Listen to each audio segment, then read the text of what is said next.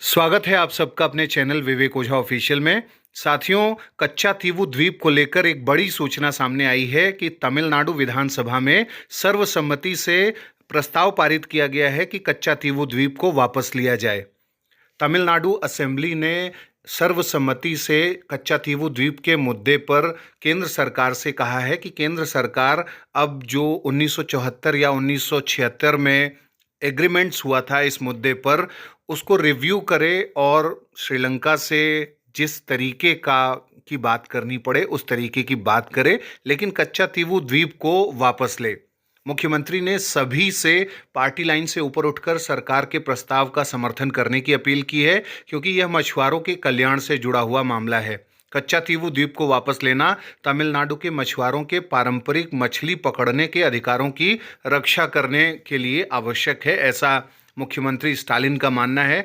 कई बार तमिलनाडु ऐसे प्रस्ताव पारित कर चुका है। विधानसभा में इस बार फिर से प्रस्ताव पारित किया गया है और ये एक महत्वपूर्ण मुद्दा इसलिए भी है क्योंकि कच्चातीवू द्वीप में भारत के यानी तमिलनाडु के जो मछुआरे हैं वो समुद्री जल सीमा को यानी इंडियन टेरिटोरियल वाटर को से आगे श्रीलंकन टेरिटोरियल वाटर में प्रवेश करते हैं अवैध तरीके से, और वहाँ मछली पकड़ते हैं और उस कच्चातीवू द्वीप में आराम करते हैं। अपने जो मछली पकड़ने वाली जाल है उसको सुखाने की कोशिश करते हैं।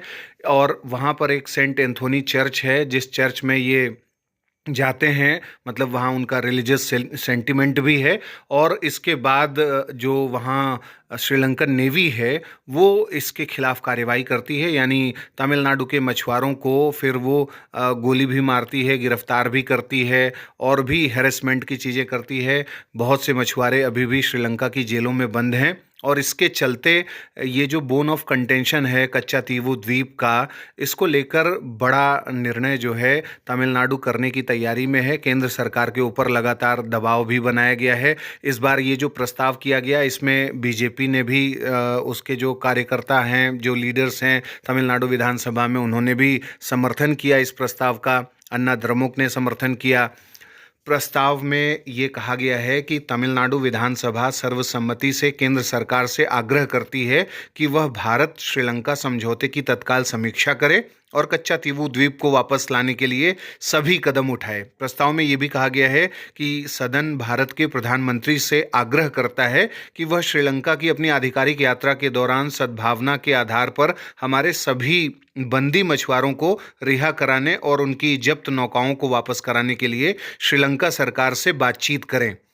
अगर हम 22 मार्च 2025 तक के डेटा को देखें मिनिस्ट्री ऑफ एक्सटर्नल अफेयर्स के अनुसार, तो 86 भारतीय मछुआरे श्रीलंका की जेलों में अभी सज़ा काट रहे हैं और 225 नावें श्रीलंका ने अपनी कस्टडी में रखी हैं। इंडियन जो मछुआरों की नावें हैं उसको सीज कर रखा है।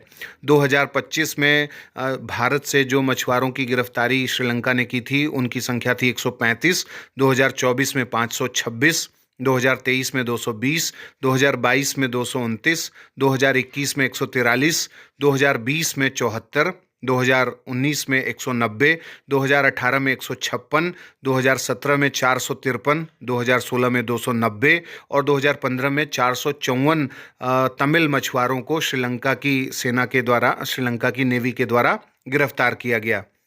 और श्रीलंका और भारत के बीच में यह मुद्दा बहुत लंबे समय से चला आ रहा है।